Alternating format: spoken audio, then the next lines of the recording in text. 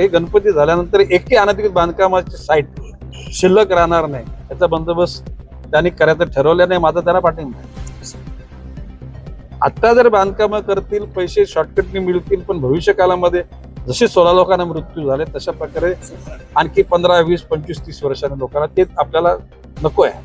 आणि म्हणून याच्या पुढे वसई विरारमध्ये अनधिकृत बांधकाम होणार नाही. आणि जे झालेलं आहे त्याला पुन्हा कायद्याच्या कक्षेत आणण्यासाठी सगळे प्रयत्न केले जातील.